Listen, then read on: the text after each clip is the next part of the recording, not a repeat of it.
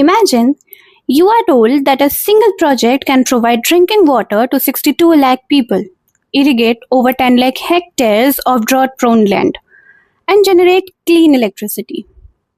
But what if that same project also submerges forest land inside one of India's most successful tiger reserve and displaces tribal communities from their ancestral homes? This isn't hypothetical. It is happening right now in central India. The Ken-Betwa river linking project is once again making headlines due to protests over displacement, rehabilitation, and environmental concerns. So, what exactly is this project? Why is it so controversial? And can development and conservation go hand in hand? Hi everyone, this is Shubhi and welcome to Shubhi Speaks. India has always faced a strange paradox. Some regions receive excessive rainfall and floods almost every year, while others may experience repeated droughts. The idea behind river interlinking is simple. Move water from the river basins that are believed to have a surplus to the regions with water scarcity. The concept isn't new. British engineer Arthur Cotton suggested linking rivers in the 19th century, though his vision also included improving the inland navigation. In 1980, the Government of India launched the National Perspective Plan, identifying 30 river links, 14 Himalayan and 16 peninsular. The National Water Development Agency was created in 1982 to study them. After a Supreme Court intervention in 2002 and years of negotiations between Uttar Pradesh and Madhya Pradesh, the Ken-Betwa Agreement was finally signed in 2021. The project proposes transferring water from the Ken River to the Betwa River, both tributaries of the Yamuna River. Its centerpiece is the Daudhan Dam, along with a 221-kilometer canal, barrages, and other irrigation infrastructure. The project costs rupees 44,605 crores and is expected to be completed over roughly 8 years. According to the government, the project will provide irrigation to roughly 10.6 lakh hectares of farmland, supply drinking water to 62 lakh people in the drought-prone Bundelkhand region, generate 103 megawatts of hydropower and 27 megawatts of solar power, reduce distress migration by improving agriculture and livelihoods. But the project isn't just about dams and canals.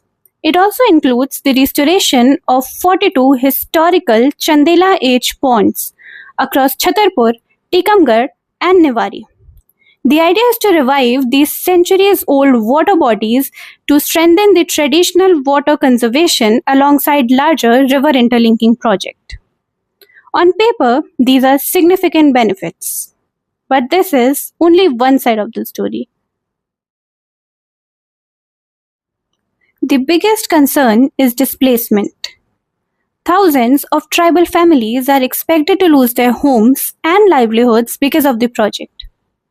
Recent protests in Madhya Pradesh have focused on allegations of inadequate compensation, poor rehabilitation, and disruption of traditional way of life. Protesters have even staged a symbolic Chita Andolan or funeral pyre demonstrations, expressing that losing their lands is like losing their lives. Environmental concerns are equally serious. Part of the Daudhan Reservoir will submerge forest land inside Panna Tiger Reserve. The reserve celebrated for successful tiger reintroduction program.